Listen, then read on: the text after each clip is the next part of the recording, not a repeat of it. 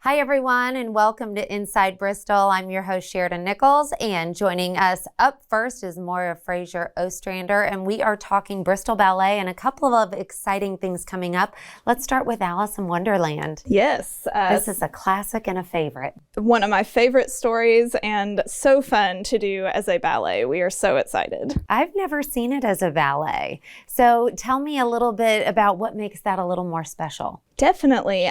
So there are just so many interesting characters and bizarre scenarios that Alice finds herself in the story, and putting that on stage and interpreting it in ballet form is just so much fun. There are so many props and sets and little stage magic moments in this production. We're just so excited to put it on.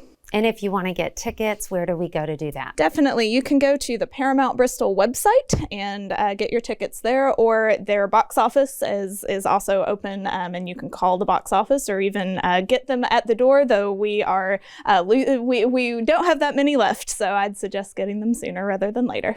And are you doing a couple of shows? Yes, so there are 2 shows on May 10th, one at noon and one at 5:30. Oh, that'd be a fun Mother's Day thing, too. Absolutely. What a great It treat. is Mother's Day weekend, so what a great thing to take your mom to the ballet. I love that. Well, you always host so many great events, and I know you've got some great summer programming as well. We do. So we will be offering Moana-themed summer camps for ages 3 to 9 this year. And so based on the hit movie, you can dance to the music of the movie, do themed crafts, and learn a lot and have a lot of fun. And then we also do have intermediate and advanced mini intensive and regular intensive with guest teachers as well. That's great. I know a lot of people this time of year are starting to look for where, the fun things that their kids can do while they're out of school. Definitely. And they're already filling up fast as well.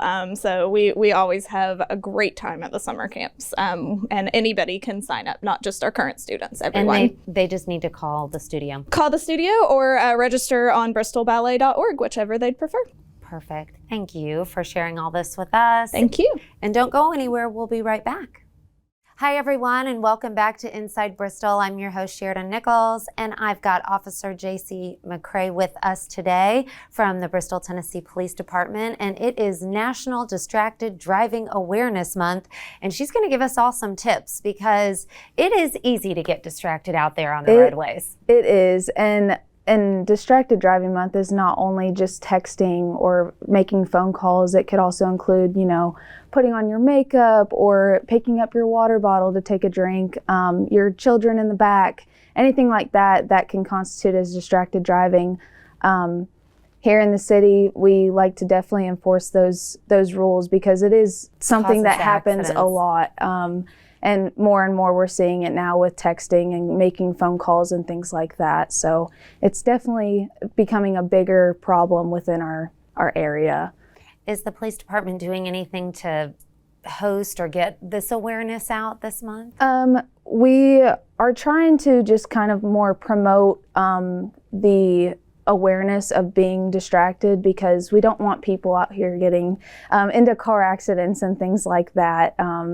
And we definitely want to keep our people safe. And just as good reminders, because sometimes we forget, Yeah. and you get comfortable with where your surroundings are, and especially this time of year, as the weather clears, you're kind of out and about and out a little bit later with the daylight savings and everything. Yeah, and according to the Tennessee Highway Safety Office, they stated that a crash happens every 43 minutes from distracted driving. Would you say that texting is the number one? My opinion, I would say that it probably is definitely a big number one for me, either making text messages or sending text messages or making phone calls. What about having the hands on the driving wheel? Yeah, so according to the law, it states that you cannot have a cell phone in your hand or anywhere on your body as you're driving. You have to be completely hands-free, and that's something that I know that the Tennessee Highway Safety Office, they're promoting the Hands-Free Tennessee, which is a program that they just started on April 1st to promote distracted driving awareness. And just some of the rules behind it. Right. I think, you kind of forget and you do things maybe when you're at a stoplight. You're Yes. like, oh, well, I'm stopped. Well, but really, and so that's one thing about our law is that if the vehicle is in motion, you have to be hands-free. When you're legally and lawfully parked or stopped, you can use your phone or, pick up your water bottle and take a sip or anything like that. But when you're in motion, you have to be hands-free. well, it's good to have an awareness month like this because Absolutely. I know there are a lot of distractions out there, and that phone is definitely a culprit.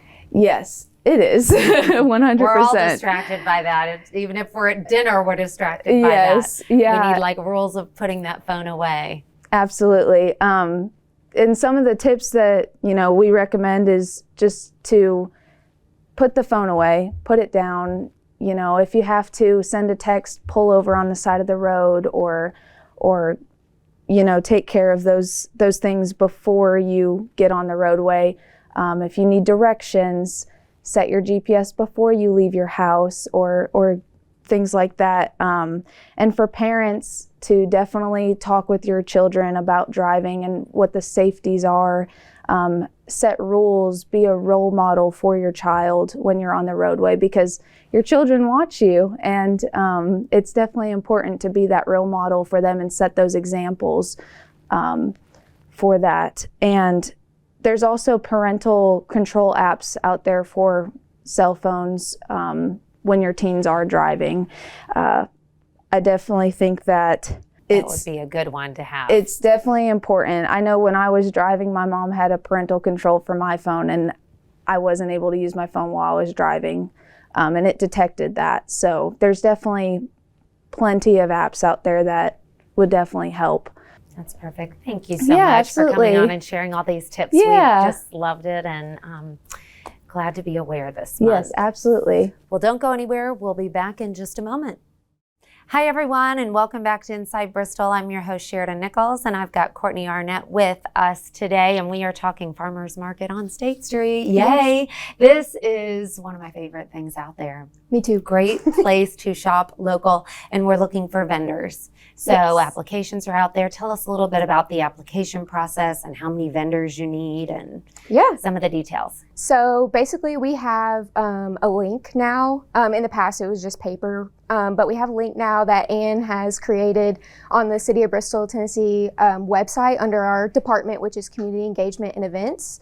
Or you could go to our Facebook page, which is just State Street Farmers Market, and it's pinned at the top of our profile. Okay, great. Well, that makes it really easy. So you just jump on the Facebook page or online, Yep. click on the pin, and you just fill out a vendor application. Yep, it's just a few questions. Some of them are just like fill in the blank or like a couple bubbles, and it automatically sends an email to me, and then I start the review process of the application, and I usually am able to let people know, within the day or the week if they're approved or not. That's great. How many vendors typically are part of this? Last year, between Saturdays and Wednesdays, we had about 40 people approved. Wow. As of right now, we have, I think, 28 or so.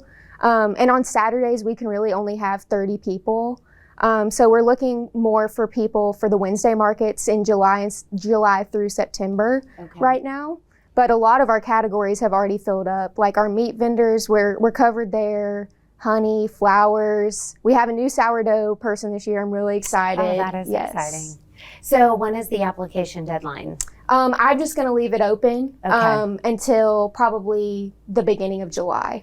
Okay. Mhm. So if you have something and you'd like to get out there, it's a great opportunity and Yes, meet lots of people and the community can really support local, which is nice. absolutely. And when you do apply, you don't have to commit to the full season.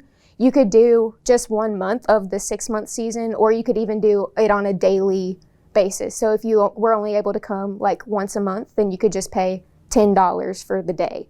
Oh, I love that. Yeah, so you don't have to there's commit to some the whole thing. flexibility. Yeah. I think people get nervous about that, especially Oh, if they for know sure. they've got some other things going on. Mm-hmm. So, well, good. Anything I'm missing that you'd like to add? We have some different events planned for this year. I'm keeping the Tomato Fest from last year and, of course, our collaboration with Parks and Rec for Pumpkin Palooza. But I'm really excited to start our first ever Brat Fest with one of Ooh, our fun. meat vendors. Yeah, it's going to be really exciting. So that'll be coming in July, and then I have a few other things up my sleeve for later in the season when it gets busy and all the produce gets out. Oh, that'll be fun. So you'll have to come back on and share that with us so we Sounds know great. and we don't miss that day at the market. Mhm. So, well, thank you, Courtney, for being on today. And Thank don't you. go anywhere. We'll be right back. Hi, everyone, and welcome back to Inside Bristol. I'm your host, Sheridan Nichols, and I've got Mary Mazarwe with us today from the YWCA, and we are talking, it is that time of year for Tribute to Women, and this is exciting, and time to buy your tickets. This is a great event. It Tell really us is. about how to get tickets. Definitely. Thank you so much for having us. So we are in our 34th year of Tribute to Women. So exciting. It is May 1st is our big awards dinner. Recently, we announced our Tribute to Women recipients for this year. There are 5 amazing women. If you haven't seen it in the media, you can go on our website and just go ahead and get a sneak peek, a little bit of their background. But I'm so excited to celebrate them. We also have like a little intimate luncheon for the award recipients coming up, which is, just a testament to how much we really celebrate these award recipients. And they are from across different industries, all across our region. And so what's really neat is you don't have to know an award recipient to attend the event. It's such an inspiring event. This is my 2nd year going, and I honestly teared up during the event last year just because it is so inspiring. The theme this year is amazing. It is Plant, Bloom, Thrive. And I just feel like our award recipients really encompass that theme because it's, they plant their passions for how they want to give back, and then it blooms into their potential. And now, just a testament to them winning the award, they really are thriving in giving back, which also aligns with the YWCA mission. We're out there planting the seeds of hope, helping others bloom into their potential. Mm-hmm. And then, when that happens is when our community really, really thrives. So there's several different ways that you can buy your tickets. You can call YWCA and purchase your ticket over the phone. You can also go to our website, purchase tickets. We even have people purchase the day of the event. We prefer it be a little bit earlier just so we can make sure the caterer has a good head count. But that link is live all the way up until that night. Gosh, that's great. And then we also have sponsorship opportunities. So the thing about Tribute to Women is it was started 34 years ago with 2 primary goals. One was to uplift women in our region, which now to date we've had over 2,100 women nominated. Wow. And now after this year, we'll have over 230 award recipients. So it's, an elite, prestigious class of just incredible women. And then the second part of it is to help fund the programming at YWCA. Our YWCA has been a pillar organization in our community for over 80 years. And so Tribute to Women actually serves as our largest corporate fundraiser. And it's exciting to see businesses in the area come alongside us because they recognize the importance of empowering women, uplifting women, celebrating women. And then that sponsorship investment really goes past the event, goes past the award, because they're helping fund our crucial programs like affordable childcare and our after-school STEM program, the Moms R Us, teen pregnancy support, and the list goes on. So that's exciting too. And there's multiple levels of sponsorship. You can go on our website or also call the YWCA.